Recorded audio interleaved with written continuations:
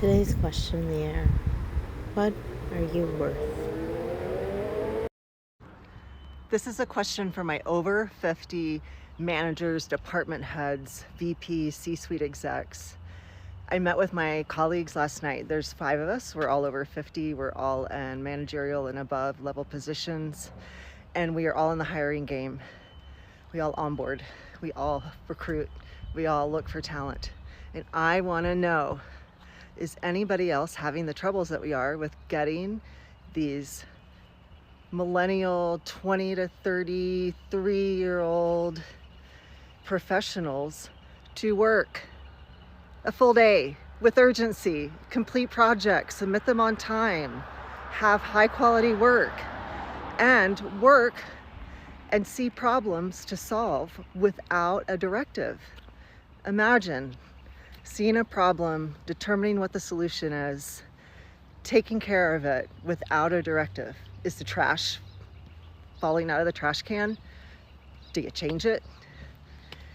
Curious if this is just us, or is this all around? Is it worldwide, United States wide, whatever? I want to hear from you. And then we're surprised, apparently, when if you deteriorate the quality of the job, if you take away the money that people had expected to earn, including those who studied for years to be prepared for this, we then seem to be surprised that those people get depressed, become dependent on mind-altering drugs, legal and illegal, commit at new rates, get seriously involved in all kinds of escape mechanisms. Of course they do. We have taken a generation of Americans, told them that they would live better than the generations before them, teaching them now, and especially since 2008, that that's not true, that their job isn't going to be secure, and it isn't going to be well paid, and it isn't going to have good benefits, and then expect them somehow what? Not to react, not to feel disappointed, to feel betrayed? They do. And I'm not surprised that in the despair that comes with that, we begin to see signs of depression and death all around us. And we should see them as symptoms of an economic system that isn't working anymore, except for those at the top who want to buy the political system to keep it going this way. This is not acceptable. And in the medium run, not just the long run, I don't think the American people will tolerate it. All right, we're hearing more and more experts say that in the next 5-10 years, the majority of jobs are going to begin to disappear by 2035, 2040. They're even saying. And so if this is true, and I get it, if this is true, then here's the question. Should we continue to raise kids as if they're going to be future employees or not? Here's why I'm saying this. Because in order to do that, that old system that we were all a part of, it's all about getting good grades. It's all about making sure you have a good, solid resume. It's about making sure that you're attaining the best, achieving the best, getting the right titles, promotions, all that kind of thing. We tie our value, our worth, our measures of success to these rewards and these different recognitions, right? But if AI is going to replace that and we're not necessarily going to have jobs, then where will our kids get their sense of worth in their future? That worries me a little bit. And I don't have these answers, but I wrote about it in today's newsletter. If you're interested, I'd like to hear your comments and also check it out. Link is in the bio. Oh, what was that? That boomers' entire retirement just went down the drain because of the crash yesterday? Well, maybe now they need to handle their finances a little bit better. Maybe they need to stop buying those $5 lattes that they treat themselves to once in a while, because that's the issue, right? It's a mismanagement of finances. It's not external forces that sometimes you can't control. Not the fact that it's pure market manipulation at play. It has nothing to do with that, right? It's all personal accountability and all your own choices that you made. So I guess you lost all of your retirement savings, so no more coffees for you.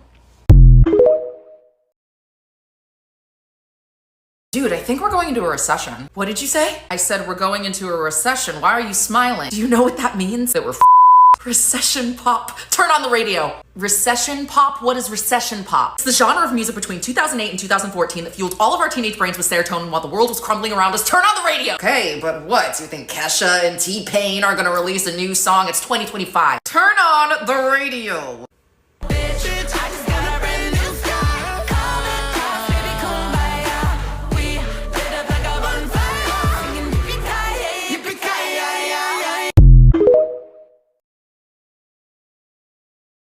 You've probably heard people say, that's just how they are. But have you ever stopped to think about what that really means? One of the reasons this is harmful is because it excuses toxic behavior like manipulation, disrespect. It teaches you to suppress your feelings and shrink yourself. It puts all the pressure on you to adjust while they don't have to take any accountability. And when we say that's just who they are, we're actually giving them a free pass to never have to change. What real acceptance looks like is acknowledging their limitations without excuses, holding boundaries, whether internal or external, rather than staying silent, letting yourself feel instead of pushing it down, and choosing your peace over adapting to dysfunction. Avoiding confrontation out of fear just keeps the cycle going. If you want to break free, we have to stop making excuses for people and start choosing differently. That sentence is chilling and very well said. That absolutely, if you are moving into growth and independence in your life, it is wild. It is so counterintuitive. You would think your parent would be proud of you and cheering you on and helping you have the tools to succeed. Like, every parent's job is really to help their kid feel like they can grow and be independent, ultimately. Not to stay right near them, okay, and be leached off of. But unfortunately, in the inverted narcissist worldview, you are abandoning them if you start taking care of yourself, prioritizing your own needs, and flourishing in the world. So that fucking sucks. I'm sorry you went through that. And So I saw a post earlier today that said parents these days think they are entitled to a relationship with their children and their grandchildren. What? Entitled to a relationship with the children that I gave birth to? No, it's not a sense of entitlement that we want to continue a relationship with our adult children after their childhood. That is simple, just math and how things go. Your child grows up, they get married, they have children of their own. We still want to be a part of that. What in the world is all of this? We think we're entitled to a relationship with our adult children. That's the dumbest thing I've ever heard in my life. It's kind of like saying you adult children think that you're entitled to treat your parents any way you want to treat us, and we should just lay down like the doormat that you have labeled us and continue to let the kicking happen. Sorry, all of us grow weary. Took me years and years and years of abuse, and I mean, I could tell you stories that would rattle your mind, but I will not. Please make it make sense. I just realized that my mother has no concept of no contact. So the entire time that I've been no contact with her, she probably thinks I'm just giving her the silent treatment.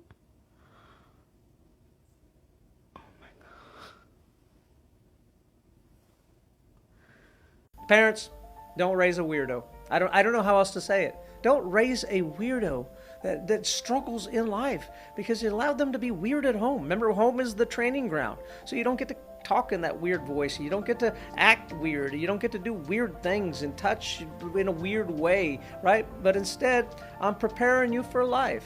That life is about going into the world, in a sense, and you can stand out in a sense, but we also want to fit in. I'm in the world, but I'm not of the world.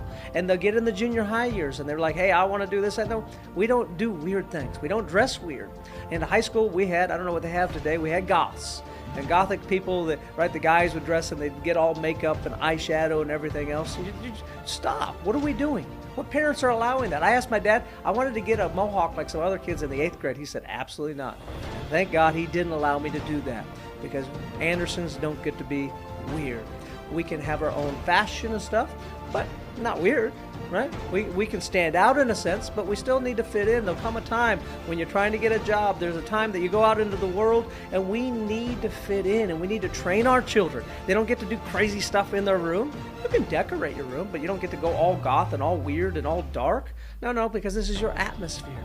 And so it's important that we are at the training ground, training up our children who can fit in, that can fit into society, yet still stand out and be who they were created to be.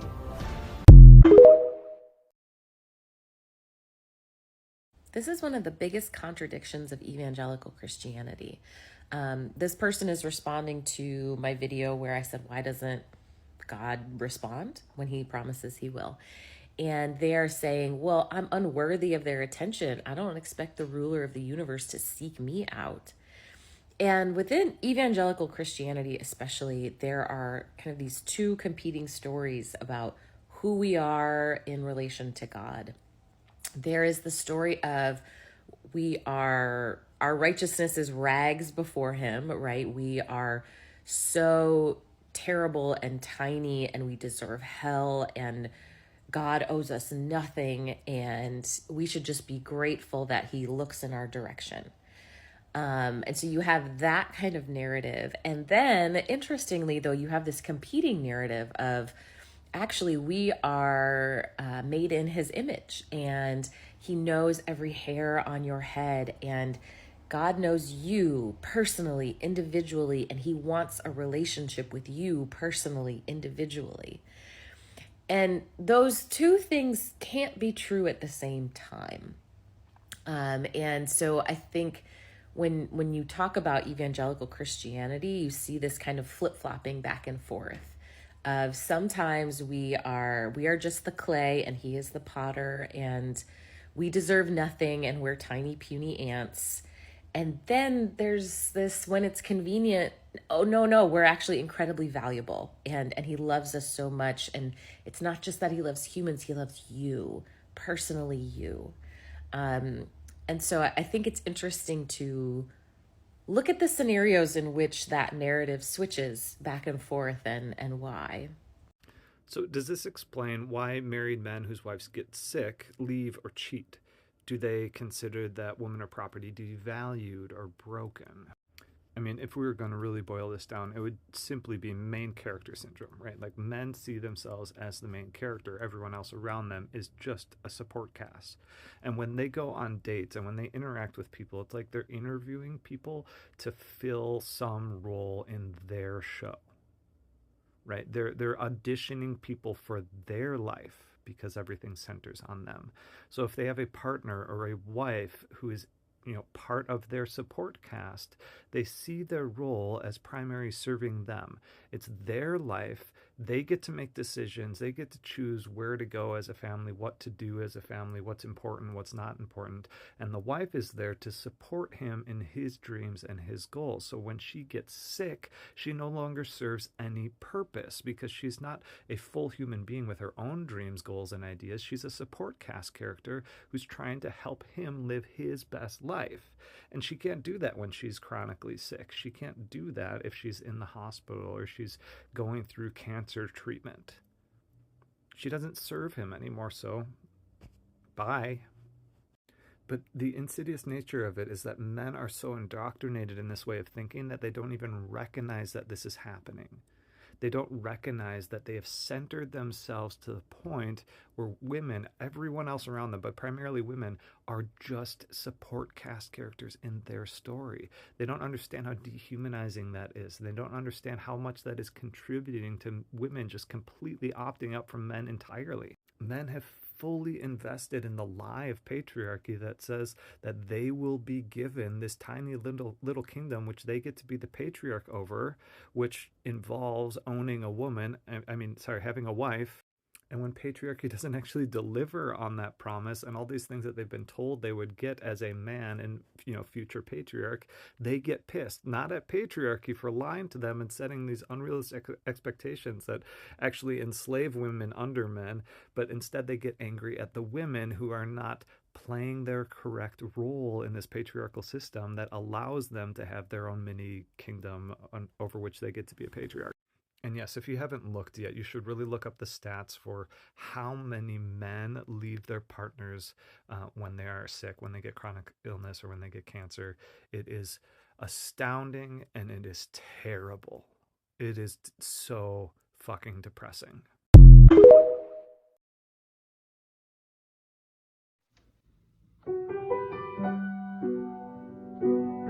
The short answer is that that time is over with, and unfortunately the circumstances that created an economy where you could live off of a single income no longer exist. Now, those times might be able to come back, but the important thing to understand is that the circumstances that created the United States economy from 1945 to 1973 were extremely exceptional, and they no longer exist today. For starters, America was unrivaled in industrial output following the end of the Second World War, because it was one of the few industrial nations that wasn't completely bombed, such as Germany, Great Britain, as well as Japan.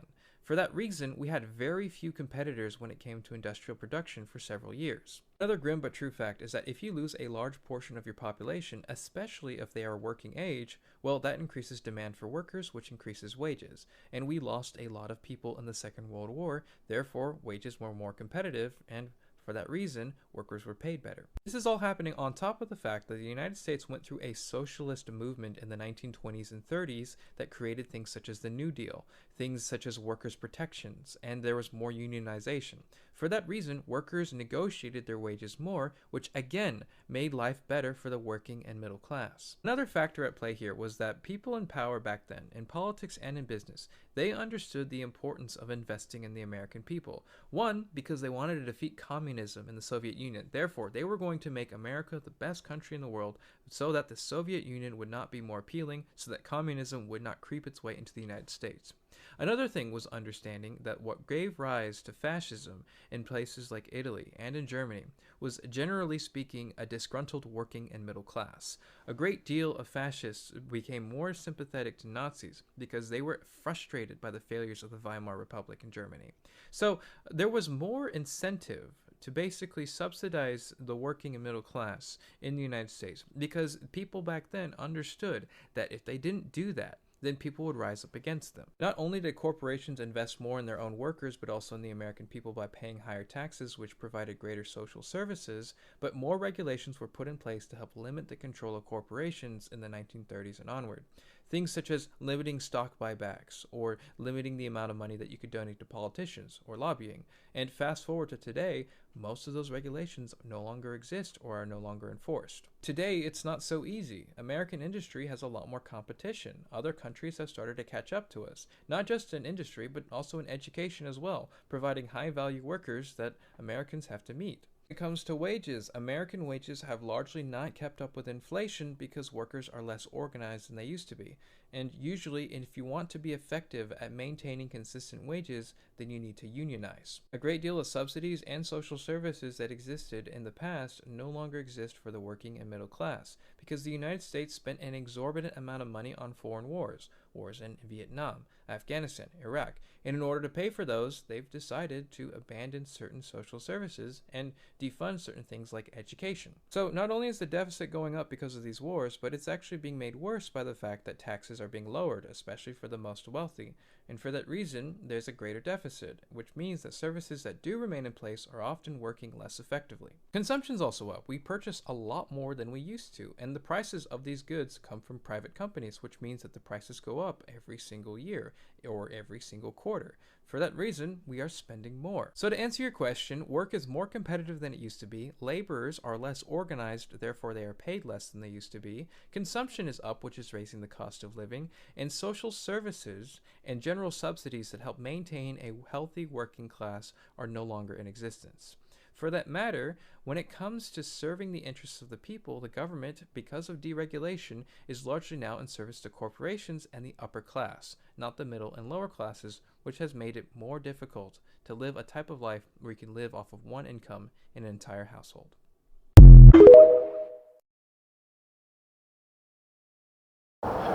What do you think? What are you worth? What stood out to you? What doesn't make sense? Who gets to decide? Sound off in the comments.